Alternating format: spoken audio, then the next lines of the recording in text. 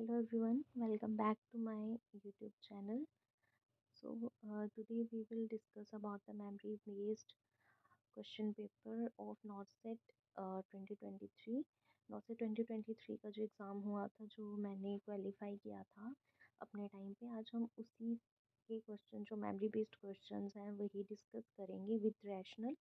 इसमें 80 क्वेश्चन हैं, बट हम ट्राई करेंगे एटलीस्ट हम 20 क्वेश्चन आज डिस्कस कर सकें विद रैशनल, क्योंकि सभी नहीं कर पाएंगे, अदरवाइज़ वीडियो बहुत लंबी हो जाएगी। तो फर्स्ट जो है क्वेश्चन वो देखते हैं क्या है। फर्स्ट क्वेश्चन है, the causative agent of lime disease is. Lime disease is a tick disorder. Disorder भी नहीं बोल सकते, मेनली टिक बेस्ड डिजीज़ है ये। जो कि कौन जो एक टिक है वो कौन सा बैक्टीरिया पास आउट करता है जिस वजह से होती है। तो इसमें 4 ऑप्शंस हैं। तो इसमें जो ऑप्शन नंबर 3 है, बोरेलिया बगडोफेरी। ठीक है, जो टिक है लाइम डिजीज़ का जो टिक है वो बोरेलिया बगडोफेरी बैक्टीरिया है। उसको ये ट्रांसफ़र आउट करता है बाय इट्स बाइट, और उसकी वजह से फिर लाइम डिजीज़ होती है। लाइम डिजीज़ में mainly bull I kind of rashes जो हैं, रेड रैशेस बॉडी पे देखने को मिलते हैं विद अदर सिम्टम्स ऑल्सो। ठीक है, तो ये हमें लर्न ही करना पड़ेगा, ठीक है, कि बोरेलिया बगडोफेरी जो है उसकी वजह से लाइम डिसीज़ होती है। Next we have question number 2, which is which among the following is the sign of severe dehydration among infants? Okay, infants जो हैं 0 to 1 ईयर के जो चिल्ड्रंस नहीं बोल सकते, 0 to 1 ईयर के जो बेबीज़ हैं, या उनको हम क्या इन्फेंट्स बोलते हैं। 1 to 3 ईयर्स के जो होते हैं उनको हम टोडलर बोलते हैं। After pre school, schooler, then adolescents, adults, ऐसे करके। और जो 0 ईयर से पहले, मतलब जो मंथ्स में जिनको हम काउंट करते हैं उनको हम न्यू बॉर्न्स कहते हैं। ओके, न्यू बॉर्न्स और न्यूनेट्स। तो जो इन्फेंट्स हैं उनमें सीवियर डिहाइड्रेशन के कौन से साइंस होते हैं? तो इसमें हमें 4 ऑप्शंस दिए हैं। तो इसमें जो कुछ ऑप्शंस जो होते हैं, हमें ये ध्यान रखना होता है कि वो हमारे लिए डिस्ट्रैक्शंस भी होते हैं, कुछ ऑप्शंस जो हैं। जैसे कि इसमें फर्स्ट है anxiety and increased skin turgor. तो ये तो पहले ही निगलेक्ट हो जाएगा, बिकॉज इंक्रीज्ड स्किन टर्गर तो हमें, अगर डिहाइड्रेशन है तो उसमें देखने को नहीं मिलेगा ऑब्वियसली। अगर हाइड्रेटेड है कोई इंसान, उसमें हमें स्किन टर्गर जो है वो इंक्रीज्ड देखने को मिलेगा। तो सबसे पहले तो डिहाइड्रेशन में डिक्रीज्ड स्किन टर्गर होगा ही होगा। ओके, देन फर्स्ट तो ऑप्शन जाता है, ऐसे ही निगलेक्ट हो जाएगा। Second is drowsiness, depressed fontanelles and decrease skin turgor. Yes, ये हो सकता है। And 3, excessive crying and excessive thirst. This is also distraction, क्योंकि एक्सेसिव थर्स्ट और एक्सेसिव क्राइंग को सोच के भी थोड़ा जो स्टूडेंट्स हैं वो कंफ्यूज हो जाते हैं कि अच्छा ये वाला भी हो सकता है। Then drowsiness, bulging fontanelles and decrease skin turgor. तो इसमें बल्जिंग फॉन्टेनल है तो इस वजह से ये तो नहीं होगा, क्योंकि बल्जिंग फॉन्टेनल मेनली जो है हमें इसमें देखने को नहीं मिलेगा। ठीक है, अगर डिहाइड्रेशन है तो उसमें डिप्रेस्ड फॉन्टेनल्स मेनली देखने को मिलते हैं, बल्जिंग फॉन्टेनल्स नहीं देखने को मिलेंगे क्योंकि डिहाइड्रेटेड है बच्चा। तो जो हाइड्रोसिपेलिस है उसमें हमें बल्जिंग फॉन्टेनल देखने को मिलते हैं। ठीक है, हाइड्रोसिपेलिस इज़ अ न्यूरोलॉजिकल कंडीशन। तो इसमें जो सेकंड है उसको हम प्रायोरिटी देंगे, बिकॉज एक्सेसिव क्राइंग तो किसी भी वजह से हो सकती है, मे बी बच्चा पेन में है। ठीक है, एक्सेसिव थर्स्ट भी किसी भी वजह से हो सकती है, but not in condition of severe dehydration. तो इसमें जो सेकंड ऑप्शन है वो सही रहेगा, drowsiness, depress fontanelles and decrease skin turgor, क्योंकि ये क्राइटेरिया जो है सीवियर डिहाइड्रेशन के साइन को मोस्टली जो कवर कर रहा है। ठीक है, उसी को, मतलब सीवियर डिहाइड्रेशन इसी से मैच हो रही है। Drowsiness, depress fontanelle and decrease skin turgor, तीनों साइन हमें बहुत इजीली देखने को मिलेंगे। देन क्वेश्चन नंबर 3 है, which option describes orthopnoea? Okay, तो मेनली ऑर्थोपनिया क्या होता है? हमारे पास यहाँ पे 4 ऑप्शन दिए हैं। First ability to breathe only in upright sitting और standing position. Second is slow breathing तो ब्रेडिपिनिया होता है, तो ये तो निग्लेक्ट होता है। Difficulty in breathing is dyspnea, तो ये भी जाएगा। Rhythmic waxing and waning of respiration, ये भी नहीं होगा। तो मेनली जो क्वेश्चन इसका ऑप्शन नंबर 1 है वही है कि जब अपराइट पोजीशन में ही जो पेशेंट है वो ब्रीथ कर पाता है, जैसे ही वो लेटेगा तो वो नहीं कर पाएगा ब्रीथ। तो फर्स्ट जो ऑप्शन है इसका that is correct one. Okay, then question 4, the obstetrical assessment of the reveals. ये GTPL वाला स्कोर है। इसमें आपको पता होगा कि जी से जेस्टेशन, कौन सा जेस्टेशनल है पीरियड, कौन सा चल रहा है उसका जेस्टेशन पीरियड, देन मतलब जेस्टेशन पीरियड कितनी बार वो प्रेग्नेंट हो रही है including this pregnancy. T related to term, after 38 weeks और 38 वीक्स का जो चाइल्ड है उसको हम टर्म में काउंट करते हैं। Then we have parity, then we have abortion, A stands for abortion and L stands for life. तो इसमें जो हमें 3 दिए हैं, this is her third pregnancy, तो जेस्टेशन तो 3 आएगा। Then her first child was delivered at 38 week, तो वो टर्म है इसलिए 1 आ जाएगा। देन इसमें हर second child was delivered at 34 weeks, तो 34 वीक्स पे डिलीवर हो गया, तो वो पैरिटी तो नहीं है, मतलब वो टर्म भी नहीं है हमारे पास। 38 वीक्स के बाद जो है वही उसको ही हम टर्म में काउंट करते हैं, तो ये T2 तो नहीं होगा, T1 ही होगा। तो इसमें जो 2 है option, that is the correct one, 31102। Abortion is zero, abortion का बताया नहीं है, तो आप उसी से भी देख सकते हो कि अच्छा, मतलब सबसे इजी वे है जल्दी क्वेश्चन सॉल्व करने का टाइम मैनेजमेंट के लिए कि एबॉर्शन इसमें दिया ही नहीं है। तीनों जो हमें क्वेश्चन में क्राइटेरिया दिए हैं उसमें एबॉर्शन नहीं है, तो ज़ीरो कहाँ दिख रहा है आपको एबॉर्शन में? एक 2 में दिख रहा है, एक 1 में दिख रहा है। और लास्ट में इसमें पूछा हुआ है लाइव, तो लाइव कितने हैं? 38 वाला भी बताया हुआ है कि वो उसका फर्स्ट चाइल्ड है, सेकंड 34 वाला है, तो 2 लाइव हैं, तो 2 वाला करेक्ट होगा, ठीक है, क्योंकि लास्ट में लाइव में 2 सेकंड वाले ऑप्शन में है, तो इसमें सेकंड जो है वो आंसर करेक्ट रहेगा। Then question number 5 is patient arrived at an emergency department after road traffic accident. Pulse rate उसका 127 है, बीपी उसका 90/56 है, कोल्ड एक्सट्रीमिटीज़ हैं, तो नर्स क्या इसमें ऑब्जर्व करेगी कि इस पेशेंट को कौन सा शॉक है? तो फर्स्टली तो हमने देखना है कि इसमें टैकीकार्डिया है पेशेंट को, 127 हार्ट रेट है, ब्लड प्रेशर 90/56 है, हाइपोटेंशन है। हाइपोटेंशन एंड टैकीकार्डिया जहाँ पे भी हो उसको हम हाइपोवोलीमिया में ही काउंट करेंगे, क्योंकि इसमें जो ब्लड है, फ्लूइड वॉल्यूम जो है, वाटर मतलब फ्लूइड ही बोलेंगे हम मेनली, ब्लड जो है फ्लूइड ही है, तो वो बॉडी में कम है, तो कॉम्प्रोमाइज़्ड हो रही है बॉडी, तो इसके लिए हार्ट जो है फास्ट फास्ट काम कर रहा है, तो इसलिए इसका जो ऑप्शन रहेगा वो हाइपोवोलेमिक शॉक रहेगा। न्यूरोजेनिक नहीं रहेगा क्योंकि न्यूरोजेनिक कंडीशन इसमें कहीं नहीं दिख रही, स्पाइनल शॉक भी नहीं है, स्पाइनल रिलेटेड कंडीशन भी नहीं है। कार्डियोजेनिक शॉक अगर हमें यहाँ पे ब्रेडिकार्डिया दिया होता, 127 हार्ट रेट ना दे के हमें लाइक 30-35 इतना हार्ट रेट दिया होता, तो हम कार्डियोजेनिक शॉक के बारे में सोच सकते थे यहाँ पे, बट यहाँ पे हाइपोवोलेमिक कंडीशन ही है।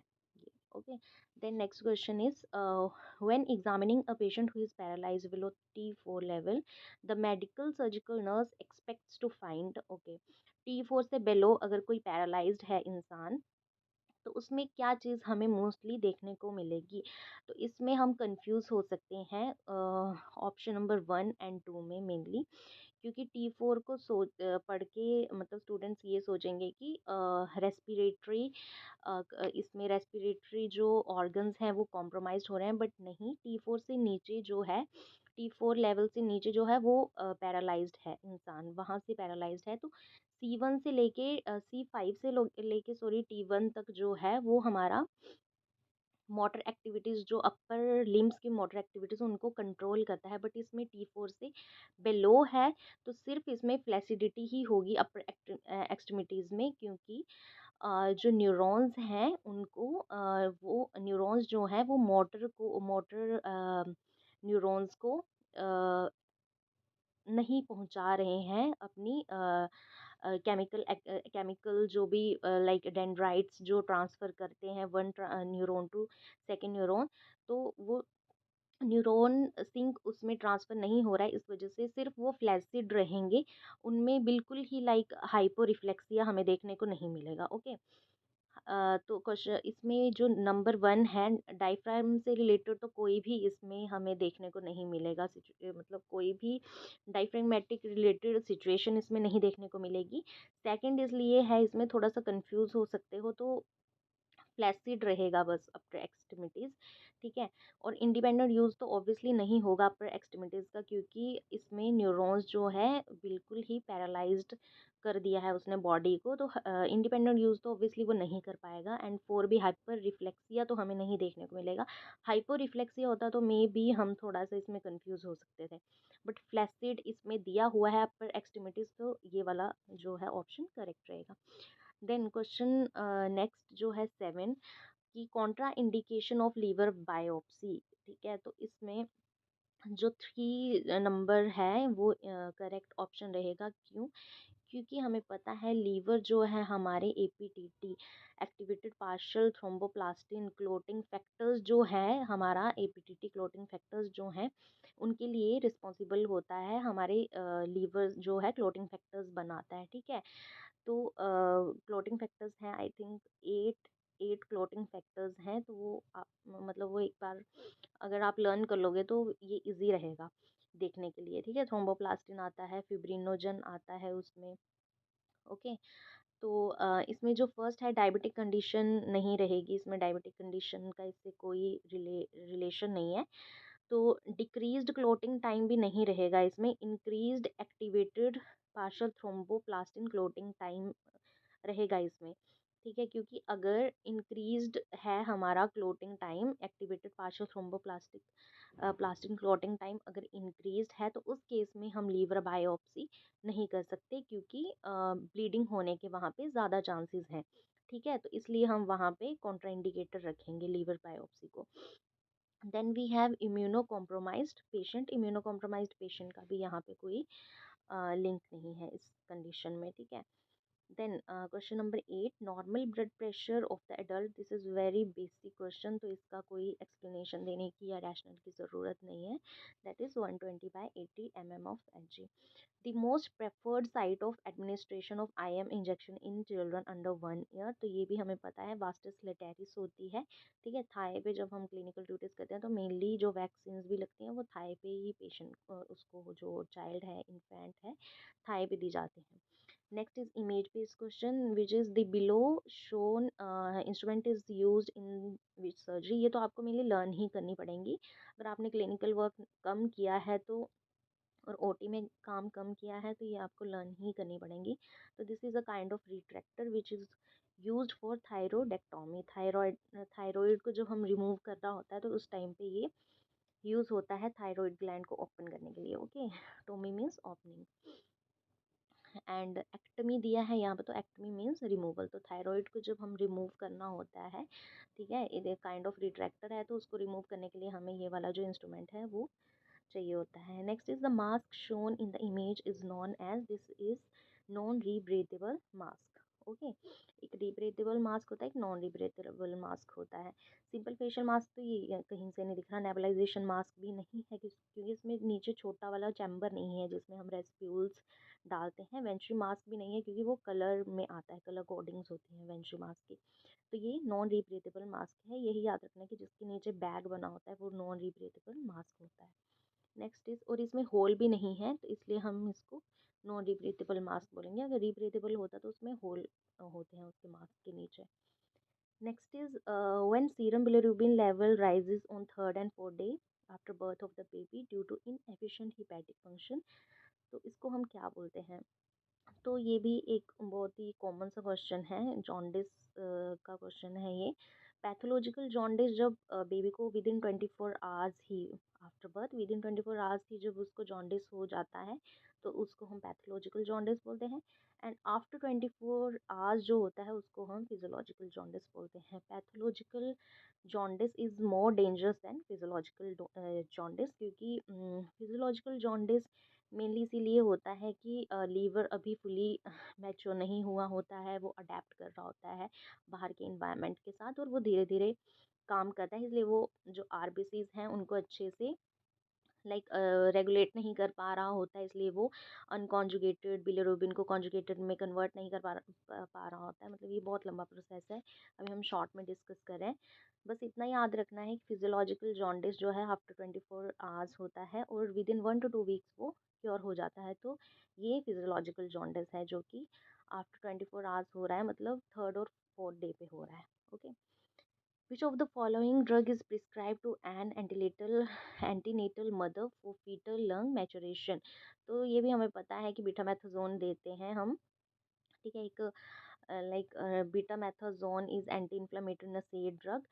फर्स्ट जो है ब्रोमोक्रिप्टिन है, ये तो हम मिल्क सप्रेशन के लिए देते हैं जब मदर किसी भी कारण से अपने बेबी को आफ्टर डिलीवरी लैक्टेशन नहीं करवा पा रही है, फीड नहीं करवा पा रही है, तो उस टाइम पे हम ब्रोमोक्रिप्टिन देते हैं मिल्क की सप्रेशन के लिए। मेटोप्रोलोल भी हम हाइपरटेंशन में यूज़ करते हैं, तो ये भी नहीं होगा।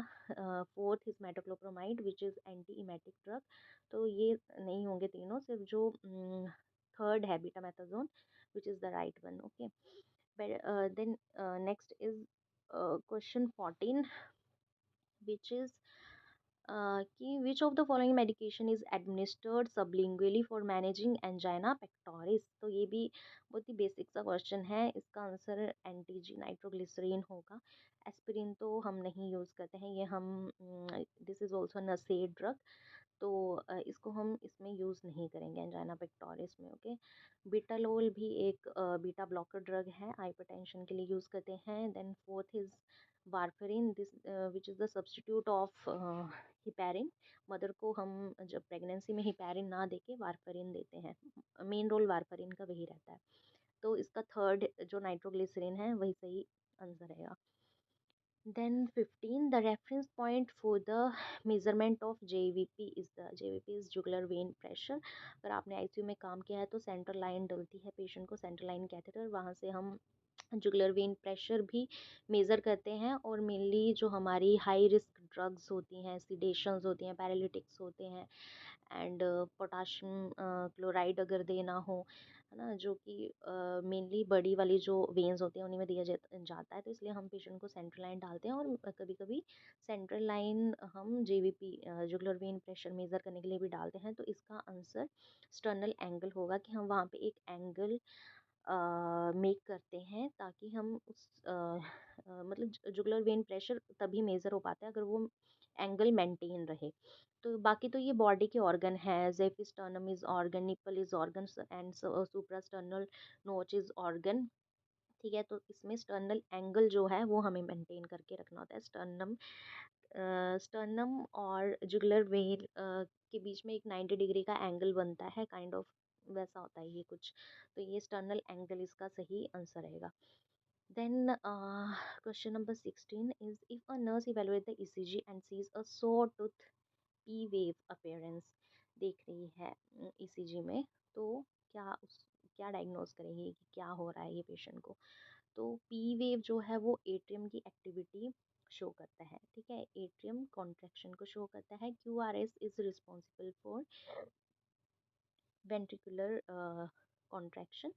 ओके, तो पी वेव मेनली जब सो टूथ अपेयरेंस शो करे, सो टूथ इज शार्क, जो शार्क फिश होती है उसके जैसे टूथ होते हैं जिगजैग मोशन में, तो वैसा अगर देखने को मिल रहा है ईसीजी तो उसमें हमें लग जाता है पता है कि ये एटीरियल फ्लटर हो रहा है, मतलब जो एट्रियम है वो बहुत ही फास्ट बीट कर रहा है और एक रेगुलर मोशन में बीट नहीं कर रहा है, ठीक है। तो एटीरियल फ्लटर और एटीरियल फिब्रिलेशन में कंफ्यूज नहीं होना है। एटीरियल फिब्रिलेशन में क्या होता है कि एट्रियम इरेगुलरली बीट कर रहा है without out of the sync of ventricular. Okay, ventricular के साथ वो सिंक ना होके इरेगुलरली बीट करता है, तो वहाँ पे नैरो ईसीजी हमें देखने को मिलती है, पी वेव जो है वो नैरो हो जाती है। बट एटीरियल फ्लटर में saw tooth appearance like zigzag motion में ऐसे लगता है कि शार्क के जैसे टूथ हैं, ठीक है, वैसा हमें देखने को मिलता है क्योंकि एटीरियल फ्लटर में बहुत ही फास्ट बीट करता है वो। Then next is question 17. That is non stress test is set to be normal if there are, एक स्ट्रेस टेस्ट होता है, नॉन स्ट्रेस टेस्ट होता है प्रेगनेंसी के टाइम पे जब हम फीटल हार्ट रेट को, फीटल की कंडीशन को देखने के लिए टेस्ट करते हैं, तो एक फीटल, एक स्ट्रेस टेस्ट, एक नॉन स्ट्रेस टेस्ट। ठीक है, तो नॉन स्ट्रेस टेस्ट में हम कब बोलेंगे कि दिस इज़ नॉर्मल? तो एक्सेलरेशन और डी एक्सेलरेशन दो टर्म्स देखने को मिल रही है। Acceleration means increased heart rate, okay, increased foetal का जो हार्ट रेट है वो इंक्रीज रहेगा, डी एक्सेलरेशन में डिक्रीज रहेगा। तो उसमें जो ऑप्शन नंबर वन है that is correct one, two और मोर अगर हमें फीटल हार्ट रेट एक्सेलरेशन देखने को मिल रही है with in 20 minutes of period, तो वो उसको हम नॉर्मल मानेंगे। क्यों? क्योंकि अगर 40 मिनट्स में आएगा तो वो काफ़ी लंबा टाइम ले रहा है, मतलब कहीं ना कहीं फीटल हार्ट रेट कॉम्प्रोमाइज्ड हो रही है। थर्ड भी कोई मतलब नहीं है इस चीज़ का, क्योंकि डी एक्सिलरेशन 40 मिनट्स में ऑब्जर्व हो रही है, मतलब कम है हार्ट रेट वहाँ पे, और फोर्थ में भी कम है, तो इनको हम इंक्लूड नहीं करेंगे। तो फर्स्ट जो है वो that is correct one, okay. Then apical pulse can be assessed at, हमारे हमारी पल्स की डिफरेंट साइट्स होती हैं। First is carotid sorry temporal, then carotid, then apical, अगर हम हेड टू टो से चलें तो, ओके, ब्रेकियल, डोर्सोपेडिस, तो ये आपको पता होगा। तो एपिकल हार्ट, एपिकल जो पल्स होती है वो हम हार्ट से डायरेक्ट जो सुनते हैं, ठीक है, beat, heart beat, lub dub जो साउंड्स होती हैं, तो वहाँ पे हम स्टेथोस्कोप कहाँ पे रखते हैं? तो इसमें फोर जो है हमारा option that is correct one, क्योंकि between the fifth and six intercostal space में जो है वहाँ पे apex of the heart, heart होता है, ठीक है, एपेक्स ऑफ द हार्ट वहाँ पे होता है, मतलब वेंट्रिकल, लेफ्ट वेंट्रिकल जो है वहाँ पे होता है। तो इसीलिए हमें लबडब जो साउंड है जब क्लोजर होता है वेंट्रिकल का, तो उस टाइम पे जो डब साउंड है हमें वहाँ पे सुनाई देती है, ठीक है। तो इसीलिए हम अपना जो स्टेप है वो पेशेंट के fifth and six intercostal space जो है, लेफ्ट मिड क्लेविकुलर लाइन, क्लेविकुला से अगर हम उसका क्लेविकुला के बीच में एक mid line, imaginary mid line draw करें, तो लेफ्ट साइड में अगर उसके हम स्टेथ रखेंगे fifth and six intercostal space पे, तो वहाँ पे हमें बहुत ही क्लियरली जो है वो सुनाई देगा डब साउंड, ओके। जब क्लोज होगा वेंट्रिकल, लेफ्ट वेंट्रिकल, तो उस टाइम पे जो साउंड आएगा वहाँ पे। Next is what should be the ideal ratio of cardiac compression and respiration during CPR in a child which is 5:1, okay, ये भी हमें लर्न नहीं करना पड़ेगा। विच of the following is not included in the surgical safety checklist? तो surgical safety checklist में हमारे तीन आते हैं, sign in, sign out, time out, okay. तो इसमें फोर्स जो है काउंसलिंग वो उसमें इंक्लूड नहीं होता है, ठीक है।